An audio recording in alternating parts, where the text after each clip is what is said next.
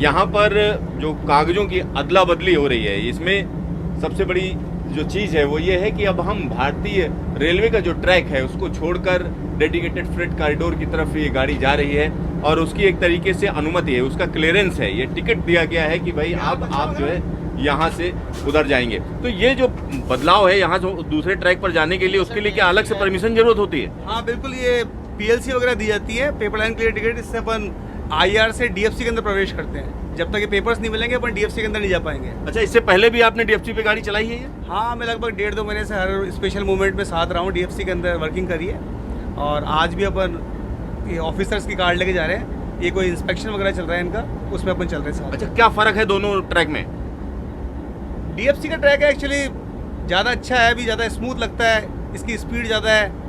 वहाँ पे अपने स्पीड रिस्ट्रिक्शन इंडियन रेलवे के अंदर थोड़ा ज़्यादा रहते हैं, यहाँ पे थोड़े कम है, इसलिए टाइम मेंटेन हो पाता है और आराम से गाड़ी चल पाती है। तो यहाँ पर आप समझ सकते हैं तमाम तरीके की सुविधाएं। दूसरा क्या होता है, इंडियन रेलवे की जब हम बात करते हैं तो उस पर पैसेंजर ट्रेन भी चल रही हैं, मालगाड़ियाँ भी चल रही हैं और तमाम कॉशंस होते हैं, तमाम तरीके की हम कह सकते हैं कि एक अलग अलग तरीके की स्पीड रिस्ट्रिक्शंस होते हैं।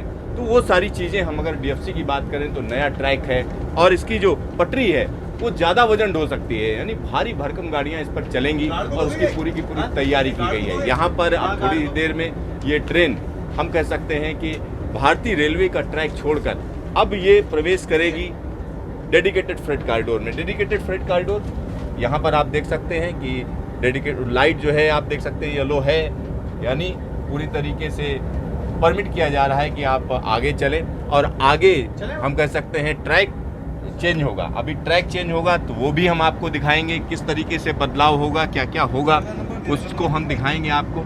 और यहाँ पर आप समझ सकते हैं क्योंकि डीएफसी की जब हम बात करते हैं तो डीएफसी कहीं ना कहीं एक बड़ा बदलाव है, आने वाले दिनों में एक बड़ा बदलाव है और उसकी पूरी तरीके से तैयारी हो गई है।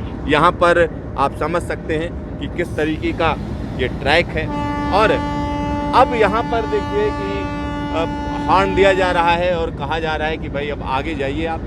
तो यहाँ आप देख सकते हैं हरी झंडी दिखाई जा चुकी है कि अब ट्रेन जो है यहाँ से फिर से मूवमेंट कर रही है। और ये काठुआस है, ये जगह काठुआस है।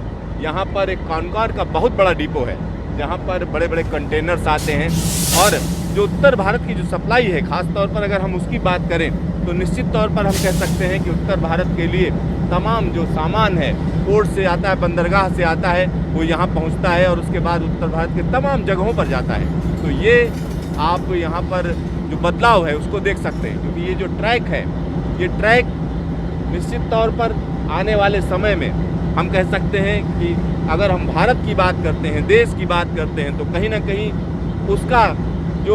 उसकी जो आर्थिक कुंडली है उसको पूरी तरीके से बदलेगा।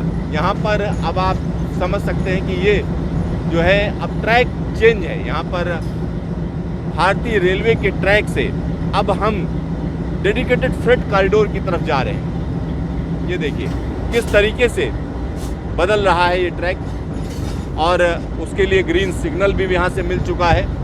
अब सिग्नल भी ग्रीन है, साथ ही साथ अगर हम इस ट्रैक की बात करें तो ये ट्रैक का बदलाव हम आपको दिखाना चाह रहे हैं, इसलिए हम इंजन पे ही सवार हैं। और ये एक डीजल इंजन है क्योंकि ये दिल्ली से चलकर यहाँ पर पहुँचे हैं क्योंकि ये इंस्पेक्शन चल रहा है। इस इंस्पेक्शन में तमाम चीज़ें देखी जा रही हैं कि किस तरीके से काम हुआ है, क्या क्या हुआ है और क्या ज़रूरत है, क्योंकि अधिकारी इस चीज़ को इंश्योर करना चाहते हैं कि पूरी तरीके से जो काम है काफ़ी स्मूथ हो और बड़ी आसानी से जो ये बदलाव होने जा रहा है उसको बड़ी आसानी से किया जा सके।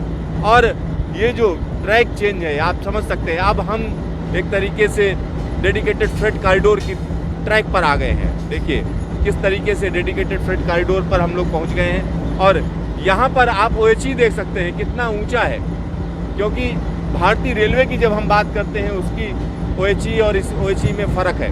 यहाँ पर नया ट्रैक पड़ा हुआ है और इसके बारे में कुछ और बातचीत करने के लिए हमारे साथ डीएफसी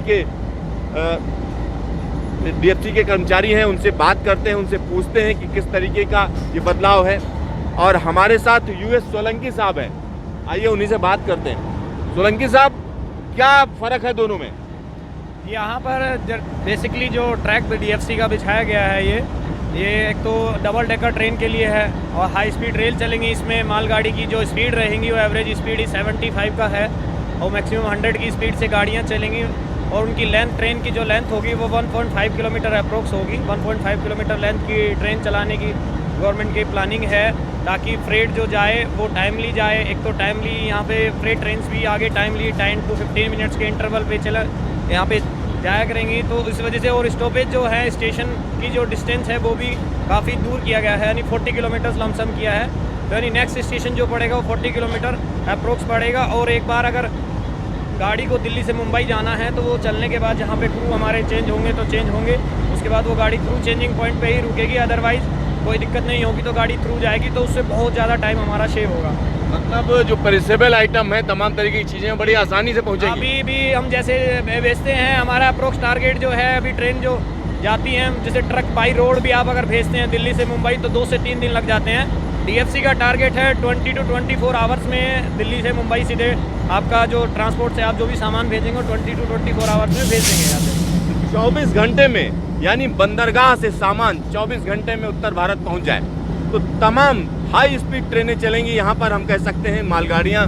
और जब मालगाड़ी की बात आती है तो कहीं ना कहीं एक कहावत होती है उत्तर भारत में, क्या यार मालगाड़ी की तरह धीरे धीरे चल रहे हो। लेकिन अब मालगाड़ी कहीं ना कहीं उस तरीके की स्थिति नहीं रहेगी, उसकी इमेज बदलेगी और उसकी सारी चीज़ें यहाँ पर बदलेंगी, ये निश्चित तौर पर कहा जा सकता है। तो यहाँ पर आने वाले समय की जो बदलाव होने हैं उसकी दिशा आप देख सकते हैं, उसकी दशा देख सकते हैं। और जब ये ट्रैक पूरी तरीके से मुंबई तक पड़ जाएगा तो निश्चित तौर पर बहुत भारी बदलाव होगा। और जो ये बदलाव है उसको आप उसकी आहट सुन सकते हैं, उसको समझ सकते हैं कि किस तरीके की चीज़ें होंगी। तो यहाँ पर निश्चित तौर पर हम कह सकते हैं उस ट्रैक को हम आपको दिखा रहे हैं और ये जो बदलाव है उसको भी हम दिखा रहे हैं। और इस तरीके से जो ट्रैक पड़ेगा इसके चारों तरफ हम कह सकते हैं कि इंडस्ट्रियल डेवलपमेंट भी होगा, जगह जगह इंडस्ट्रियल पार्क बनाए जाने का प्लान है। तो यहाँ पर आने वाले समय में जब ये ट्रैक पूरी तरीके से खुल जाएगा तो तमाम हम कह सकते हैं माल भाड़े में काफ़ी कमी आएगी। कैमरामैन शुभम के साथ सिद्धार्थ, न्यूज स्टेशन DFC।